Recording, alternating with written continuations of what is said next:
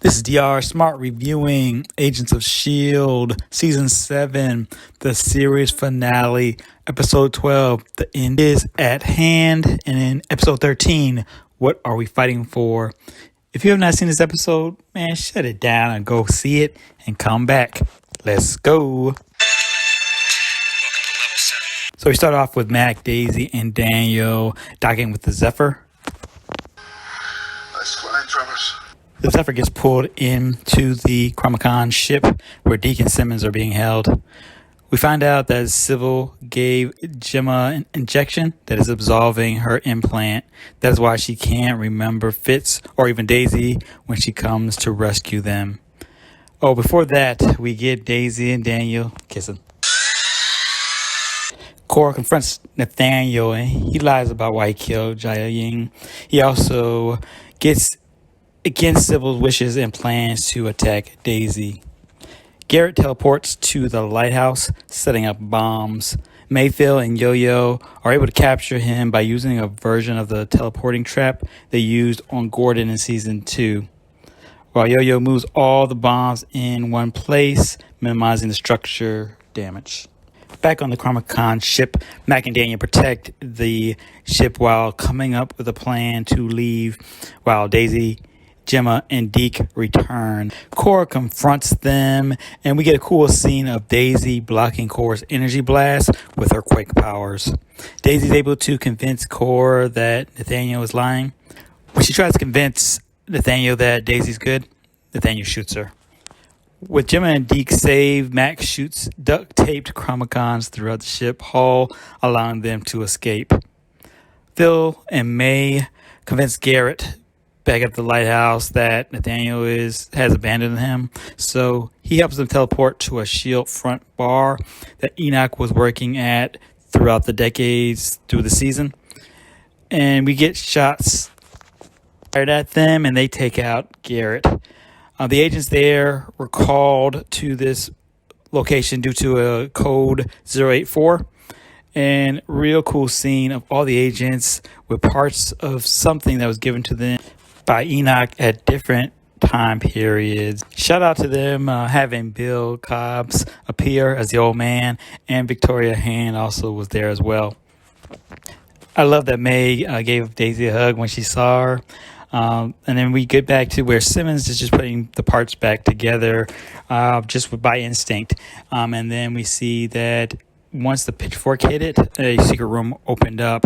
Simmons then puts her wedding ring in the machine, and we get Fitz.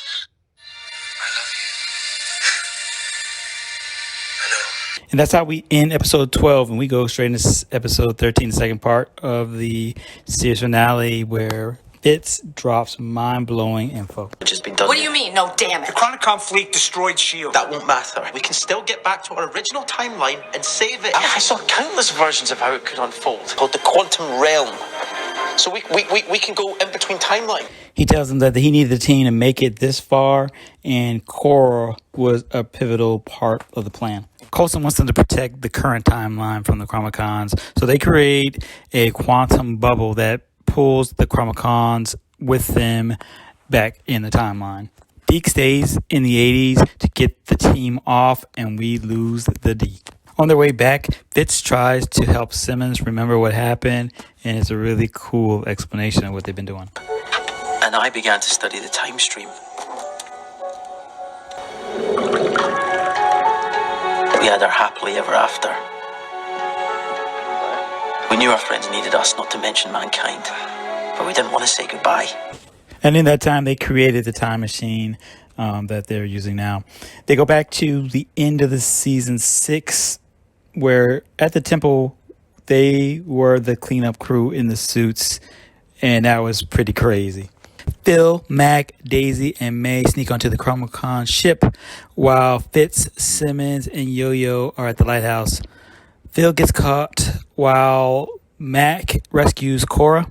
Phil plays Sybil into sending the hunters to the lighthouse, and we get our last cavalry rescue by May. And so we get May using the machine that Sybil had and giving the Chromacons empathy, while Cora sends the energy to Earth. Daisy and Nathaniel fight with their powers, and it's pretty cool. And we find out that it was diversion by Daisy, so the team could carry out their mission. Daisy gets Nathaniel with a power quake from her body and destroys the ship. And then we see Daisy floating in space, and I thought that was it, folks. No, I'm not crying.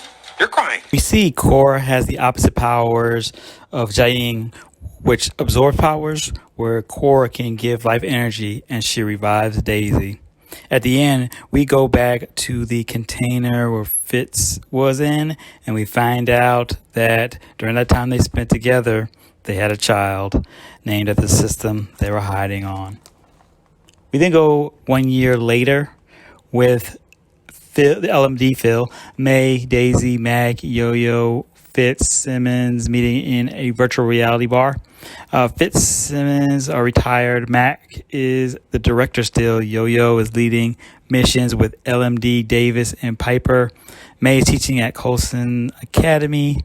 And we get Daisy, Daniel, and Cora on a mission. And then at the end, we see Coulson traveling the world in a souped-up Lola. That's the end of the series. I thought that was really great episodes, and I really liked this season. It was pretty cool.